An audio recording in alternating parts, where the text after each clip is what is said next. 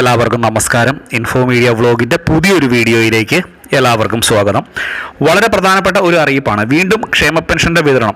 ഇതുമായി ബന്ധപ്പെട്ടുള്ള വളരെ പ്രാധാന്യമറിയിക്കുന്ന ചില അറിയിപ്പുകൾ ഇപ്പോൾ എത്തിയിരിക്കുകയാണ്. അപ്പോൾ എല്ലാവരും വീഡിയോ പൂർണ്ണമായും കാണുക, വീഡിയോ ലൈക്ക് ചെയ്യുക. ഫേസ്ബുക്ക് വഴി വീഡിയോ കാണുന്ന ആളുകൾ തീർച്ചയായിട്ടും നമ്മുടെ ഫേസ്ബുക്ക് പേജ് കൂടി ഒന്ന് ഫോളോ ചെയ്ത് വെക്കുക. നമുക്ക് വിശദമായിട്ടുള്ള അറിയിപ്പ് നോക്കാം. നമ്മുടെ സംസ്ഥാനത്ത് സാമൂഹ്യ സുരക്ഷാ ക്ഷേമ പെൻഷനുകൾ എല്ലാവരും പ്രതീക്ഷിച്ചിരിക്കുകയാണ്. പല ആളുകളും ഇപ്പോൾ എന്നോട് നേരിട്ട് വിളിച്ചും അല്ലാതെ തന്നെ കമൻറ്റ് ബോക്സിലും ചോദിക്കുന്നുണ്ട്, ഏപ്രിൽ മാസത്തെ ക്ഷേമ പെൻഷൻ തുക ഇതുവരെയായിട്ടും ലഭിച്ചിട്ടില്ല, എന്താ ചെയ്യുന്നത്? എല്ലാവരും ശ്രദ്ധിക്കേണ്ട ഒരു കാര്യം, ഈ പ്രാവശ്യം തുക വിതരണം ചെയ്തപ്പോൾ തന്നെ 2 മാസത്തെ തുക ഒരുമിച്ചാണ് നിങ്ങൾക്ക് ബാങ്ക് അക്കൗണ്ടുകളിലേക്ക് എത്തിയിരിക്കുന്നത്. ഇത് പല ആളുകളും അറിഞ്ഞിട്ടില്ല എന്നുള്ളത് മറ്റൊരു വാസ്തവമാണ്. എല്ലാവർക്കും ഒരു ഗഡു തുക മാത്രമേ ഫോണിൽ എത്തിയിട്ടുള്ളൂ അല്ലെങ്കിൽ മെസ്സേജ് എത്തിയിട്ടുള്ളൂ എന്നുള്ളത് പല ആളുകളും പറയുകയുണ്ടായി. പക്ഷേ നിങ്ങളുടെ ബാങ്ക് അക്കൗണ്ടുകളിൽ 2 മാസത്തെ തുക, അതായത് മാർച്ച് മാസത്തെയും ഏപ്രിൽ മാസത്തെയും തുക ഒരുമിച്ചാണ് എത്തിയിരിക്കുന്നത്. അത് 2 ഗഡുക്കളായിട്ട് 2 ടൈമിൽ എത്തിയിരിക്കുന്നു എന്നുള്ളത് കൊണ്ടാണ് പലർക്കും ഇതുമായി ബന്ധപ്പെട്ടുള്ള സംശയങ്ങൾ ഇപ്പോഴും ഉള്ളത്. പ്രത്യേകം നിങ്ങളുടെ ബാങ്ക് അക്കൗണ്ട് ഒന്ന് പരിശോധിക്കേണ്ടതാണ്. നിങ്ങളുടെ ബാങ്ക് അക്കൗണ്ടുകളിലേക്ക് ആ ഒരു തുക എത്തിച്ചേർന്നിട്ടുണ്ട്. ഒരു ദിവസം തന്നെ ഒരു പക്ഷേ 2 തവണകളായിട്ട് 2000 രൂപ വീതമാണ് എത്തിയിരിക്കുന്നത്. പക്ഷേ ഒരു പക്ഷേ നിങ്ങൾ ഈ ഒരു തവണത്തെ മെസ്സേജുകൾ മാത്രമേ കണ്ടിട്ടുള്ളായിരിക്കും. അതുകൊണ്ടാണ് നിങ്ങൾ പല ആളുകളും ഈ ഒരു സംശയം ചോദിച്ചുകൊണ്ട് ഇപ്പോഴും നമ്മളുടെ അടുത്തേക്ക് വരുന്നത്.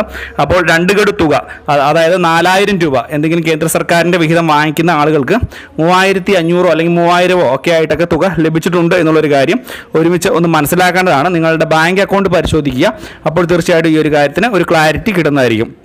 ഇതുകൂടാതെ തന്നെ അടുത്ത മാസത്തെ തുകയുടെ വിതരണവുമായി ബന്ധപ്പെട്ട് ഇപ്പോൾ തന്നെ നടപടിക്രമങ്ങൾ ഉണ്ടായിരിക്കുകയാണ്. നമുക്കറിയാം, സാധാരണ കടമെടുത്തുകൊണ്ടാണ് ഈ ഒരു തുക വിതരണം ചെയ്യുന്നത്. ഇപ്പോൾ ഇതാ വീണ്ടും 1800 കോടിയോളം രൂപ കടമെടുക്കുവാൻ സംസ്ഥാന സർക്കാർ നടപടികൾ സ്വീകരിച്ചിരിക്കുകയാണ്. സാധാരണ വികസന പ്രവർത്തനങ്ങൾക്കാണ് എന്നുള്ള പേരിലാണ് കടം എടുക്കുന്നത്. പക്ഷേ തുക വിതരണം ചെയ്യുന്നത് ഈ ഒരു കടം എടുത്തുകൊണ്ട് ക്ഷേമ പെൻഷന് വേണ്ടിയുള്ള തുകയായിരിക്കും വിതരണം ചെയ്യുക എന്നുള്ളതാണ് നമുക്ക് സാധാരണ അറിയാവുന്ന കാര്യമാണ്. എന്തുതന്നെയായാലും ക്ഷേമ പെൻഷൻ കടമെടുക്കുവാൻ ഈ മാസം അവസാനത്തോട് കൂടി ഈ 28-ാം തീയതി കഴിയുമ്പോൾ തന്നെ കടമെടുത്തുകൊണ്ടുള്ള വിതരണം ഉണ്ടാകും. അപ്പോൾ ഈ ഒരു മാസത്തെ തുകയല്ല, ഈ ഒരു മാസത്തെ തുക വിതരണം ചെയ്തിട്ടുണ്ട്. മെയ് മാസത്തെ തുകയുടെ വിതരണത്തിന് വേണ്ടി ആയിരിക്കും കടമെടുക്കുക. ഒരുപക്ഷെ നേരത്തെ തന്നെ തുക ലഭിക്കുവാനുമുള്ള ഒരു സാഹചര്യം നിലനിൽക്കുന്നു എന്നുള്ള വളരെ പ്രധാനപ്പെട്ട അറിയിപ്പാണ്. ഒരുപക്ഷെ നിങ്ങൾക്ക് മെയ് മാസം നേരത്തെ തന്നെ തുക ലഭിക്കുവാനുമുള്ള സാഹചര്യം ഉണ്ടാകും എന്നുള്ള കാര്യത്തിൽ ഏകദേശം ഒരു അറിയിപ്പാണ് നമുക്ക് ലഭിക്കുന്നത്. മാത്രമല്ല, ഇനി അങ്ങോട്ടുള്ള സമയത്ത് ക്ഷേമ പെൻഷൻ്റെ വിതരണവുമായി ബന്ധപ്പെട്ട് കർശനമായിട്ടുള്ള നടപടി, ഇലക്ഷൻ്റെ റിസൾട്ട് വരുന്നതിന് ശേഷം കർശനമായിട്ടുള്ള പരിശോധനകൾ, അതുപോലെ തന്നെ ഞാൻ കഴിഞ്ഞ ദിവസങ്ങളിൽ വീഡിയോയിൽ പറഞ്ഞതുപോലെയുള്ള നടപടിക്രമങ്ങളൊക്കെ ഉണ്ടാകും. വളരെ പ്രധാനപ്പെട്ട കാര്യമാണ്.